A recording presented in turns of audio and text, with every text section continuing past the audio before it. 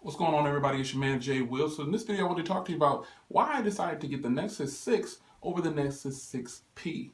Let's talk about it.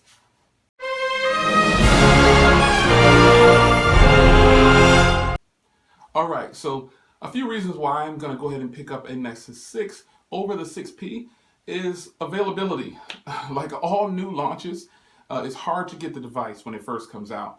I'm personally not a fan of pre-orders anymore, especially after all the iPhone launches and some other launches. I just kind of lost interest and I'm willing to wait.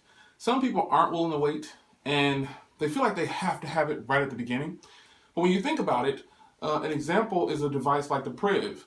The Priv is up for pre-order. It is $750 with taxes in some places, $700 pretty much. But after a while, if you wait a little bit, that price will get a promo price, like all devices.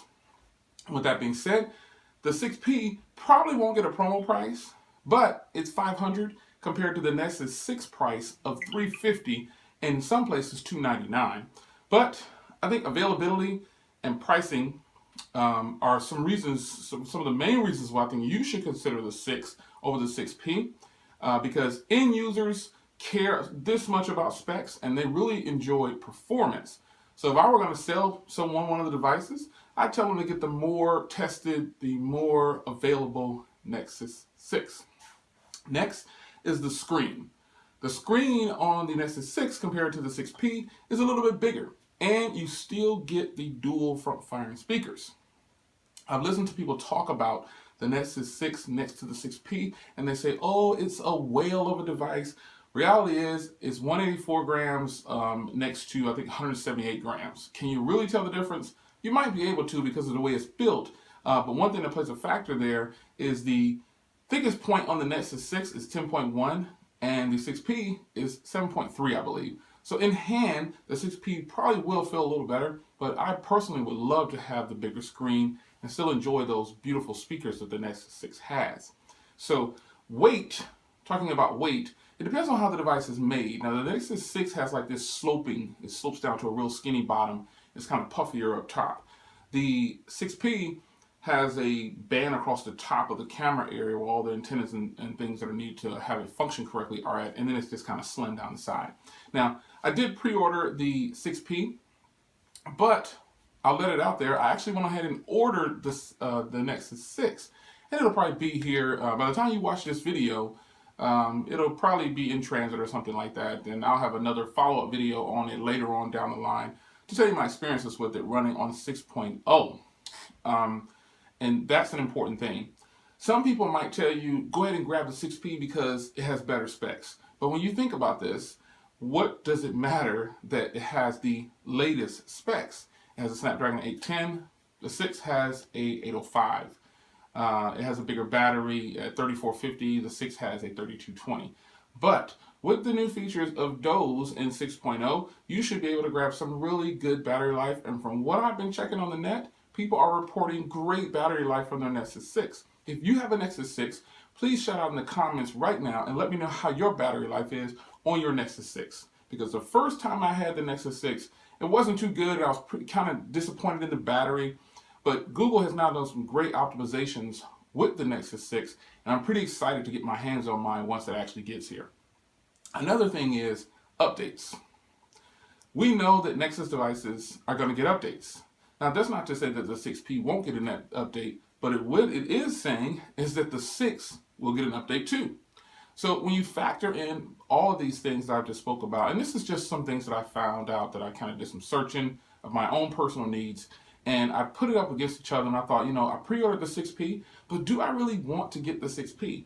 It was I ordered the 32 gig, and it was $499 plus taxes, and you know, they gave me 50% off for the special case that Google has for it. Nonetheless, I've got tons of cases for the Nexus 6 already, screen protectors, tempered glass. I already have all these things from my previous purchase, and cases on the Nexus 6 are just as good, if not better, than some of the cases that are for the 6P because of that unique camera setup they have there. But both devices will get updates. So if you're a person who likes stock Android, I'm going to tell you that the $300 price tag or the $349 price tag on the Nexus 6 at this very moment is probably the better purchase that you should make. you don't always have to jump out there and purchase the latest and so-called greatest. Because what I've noticed, even though I do reviews on devices, I don't get only devices I get free, so to speak, are from LG and a company called Cellulore, and I give my honest opinion. But what I'm kind of learning here with review items in the tech world, it's very cluttered. And if a lot of people message me and say, how do I get a tech channel started? I'm going to tell them, just jump out there because there are so many tech channels out there. It's just crowded with tech. So it's going to be hard for you to stand out. But what I would tell you is updates on both are going to be the same. The hardware on the Nexus 6 is just as good as the 6P. I actually like the way the Nexus 6 looks. The metal frame, that Motorola body, I really like that. And another reason why I would say get the Nexus 6 kind of offhand here is because I wasn't too pleased with the Moto X Pure. I just wasn't impressed with it. It feels great in the hand. It's got a lot of great things about it. Check my review on that if you haven't. But comparing to the Nexus 6, when you put all those things into factor in, the price really makes the Nexus 6 really attractive. You can get a 64 gig for $399, and this is through Amazon, or you can get the 32 gig for $349. And right now, even at Expansis USA, which is where I bought mine at, it's $330 for either color. So I think that's great. And the 64, I believe, is $369. Expansis, I've purchased so many devices from them, well trusted, and they didn't sponsor me. I wish they would send me a free Nexus, but no problem. But Expansis is a great company. I would recommend that if you do consider getting the Nexus 6, try Expansis. You'll save a little bit of money. There's no taxes. With Google it's $499 and $550 respectively. And then on Amazon it's $399 and $349. So those two places are going to charge you taxes. Expansis, since it's coming from, they express it to you, but it's coming from the UK, I think it is. I think it's in their UK warehouse. I can't remember exactly, but there's no taxes on it. They don't charge taxes on a lot of their purchases. So I think that's a good thing. But those are a couple of reasons why I think you should pick up the Nexus 6 over the 6P. Mainly the availability and the price, and the specs are not that much different to where you're going to notice anything in daily use. If you're doing benchmarks, you might see a difference. But is it enough to warrant the extra $200 that you possibly pay just to say that you have a 6P? I'm actually contemplating canceling my order for the 6P because the Nexus 6 actually has 6.0 right now. So we shall see. It's your man Jay Will. Why do you think you should not get the 6P over the Nexus 6? Or do you think it's a bad choice? Do you think we should go ahead and stay with the Nexus 6P and ditch on the Nexus 6? What do you think? Let's talk about it in the comments. It's your man Jay Will. I'll see you in the next one. Take care.